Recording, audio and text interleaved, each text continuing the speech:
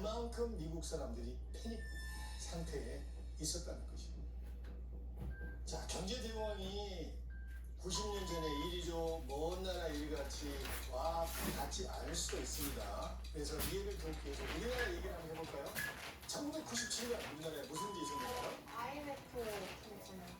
정부가 결국 국제통화기금 IMF에 구제 금융을 신청하기로 했습니다. 한국 경제 회생에 필요한 주요 조치들에 대해 최종 합의에 이르게 되었습니다.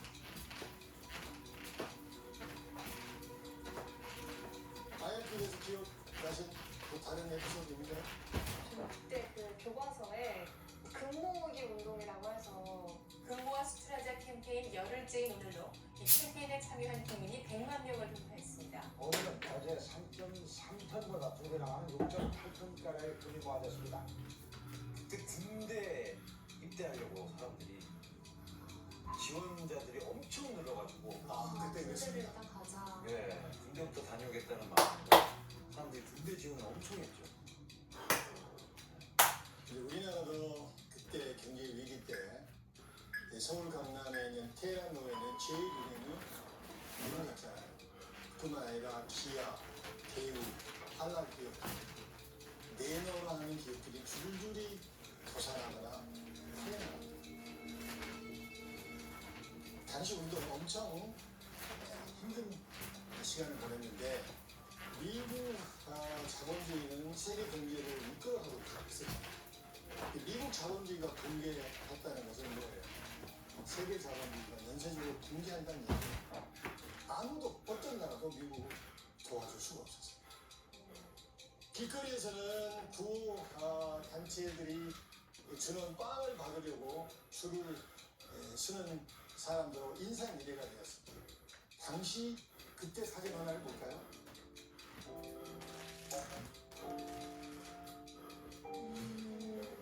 커피랑 도넛 받으러 온 거구나. 저 실업자가 저렇게 많았다는 거잖아요. 실업자가 근데 그 아까 그 시카고 게임처럼 다 있거든요. 오, 시카고의 한 장면. 다 게임 아니에요? 구호단체가 주는 프리 빵을 받기 위해서 줄을 섰던 것이에요. 여기서 흥미로운 것이 하나 있는데 이 무료 급식소의 주인이 누구였습니까? 그러게. 진짜 이미 언급된 지금까지 언급된 사람들이 오건이에요? 라커표는 아니지? 아빠방. 예, 알카포네. 아빠방에. 그래서 시카고 게임처럼 입고 있었다고. 나는 그래서 지원 씨가 맞출 줄 알았는데 타이어 씨가 아니 그렇게 계속 얘기하니까 나을 수밖에 없었죠.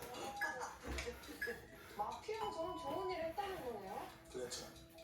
1931년 땡스기빙 추수감사를 때 무려 5천 명이 기념을 여기서 해결했습니다. 어떤 사람들은 알카포네를 대공황의 로빈 후드라고 부르습니다. 자, 그러나 모든 사람이 이 혜택을 받은 것은 아니에요. 여전히 많은 사람들이 쓰레기통을 들여가면서 끈을 이어갔습니다. 클리블랜드나 뉴욕이나 도시 외곽에는 주식과 대출로 집을 날려버린 사람들이 판사처럼 형성합니다. 그걸 그때 사람들은 후보빌이라고 했어요. 왜 그랬어요? 후보빌. 대통령 이름이 당시 대통령 이름이 후보입니다. 이 후보 대통령이 무능해서 해결을 못한 혹은 그가 경제 공황을 초래한 지도자였기에 비아냥거리는 말로 후보빌 그 당시에 판사처럼 이렇게 불렀습니다. 다른 사진 하나 보겠습니다. 뭐라해요? 예, 이를 구하는 구직자들이 자기 이력서를 내보려고 양복을 입고 동일 광고. 예, 몸에 이력서를 내고 근데 이렇게 했다는 건 뭐예요? 잡을 구하기가 어렵다는 얘기죠. 그래서 들이대고 그냥 걸린 데 있으면은 뒷장을 얻기 위해서 이렇게 돌아다녔던 거죠. 1933년에 미국 실업률이 얼마까지 가져갔어요? 50%? 50%는 다 나가죠. 이건 뭐 30%. 25%가 돼요. IMF 때 우리나라 실업률 최고치가 혹시 얼마인 줄 아세요? 7%. 25%의 실업률이라는 것은 일을 할 수 있는 사람들 중에 4명 중에 1명은 잡이 없었다는 거예요. 일이 없었다는 거예요. 최악의 상황을 맞이한 미국 국민들은 살아남기 위해서 화폐를 졸라내야 됐습니다. 다시 말해서 화폐를 금으로 바꾸는 것이 가능한 나라는 사실상 미국뿐이었습니다. 1947년 미국은 전 세계 금액 70%를 보유하고 있었습니다. 전 세계 금액 70%를 보유하고 있었습니다.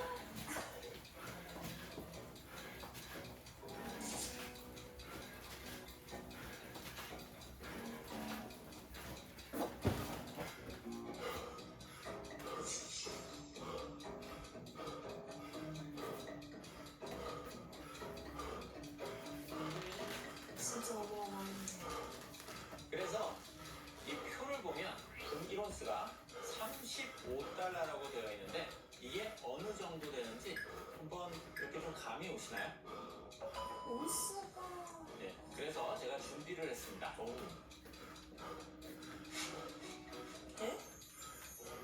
예, 한번 드릴까요? 이게 금 1온스입니다. 아유, 교수님 감사합니다. 밸런스를 이렇게 맛있어. 그때 당시에 35달러. 그렇습니다. 이게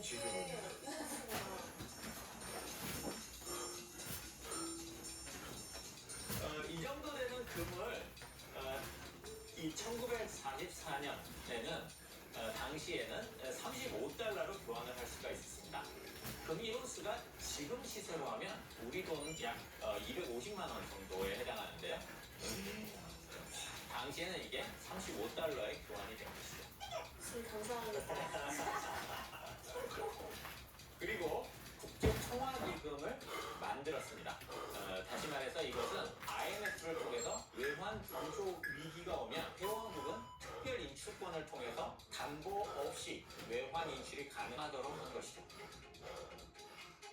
이렇게 우리가 알고 있는 바로 이 IMF 국제통화기구라고 하는 것은 바로 미국의 주도하에 브레튼 우드 협정 바로 다음해인 1945년에 공식 출범합니다. 정부가 결국 국제통화기금 IMF에 구제 금융을 신청하기로 했습니다.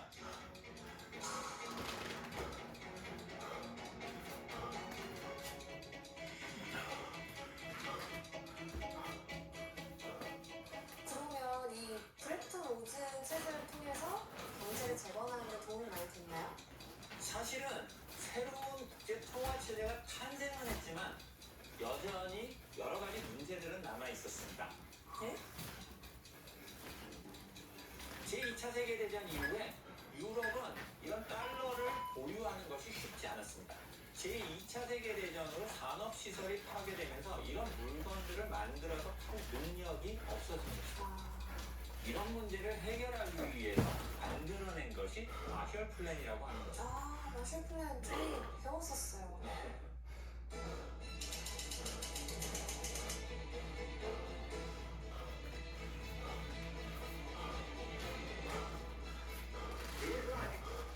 That the United States would do whatever it is able to do to assist in the return of normal economic health in the world, without which there can be no political stability and no assured peace. 미국은 1948년부터 약 4년 동안 서유럽 17개국에 약 130억 달러를 지원합니다. 식량 구입이나 공산품 구매, 경제 분야뿐만 아니라 일부 금액은 문화예술과 관련한 분야를 통해서도 지원이 되었습니다. 그럼 여기서 문제를 내겠습니다.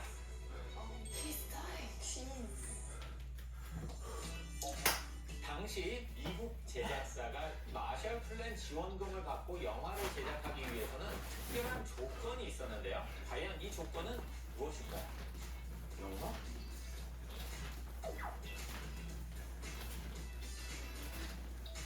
정답. 예. 앞부분에 미국 감사해요. 약간 이런 미국을 찬양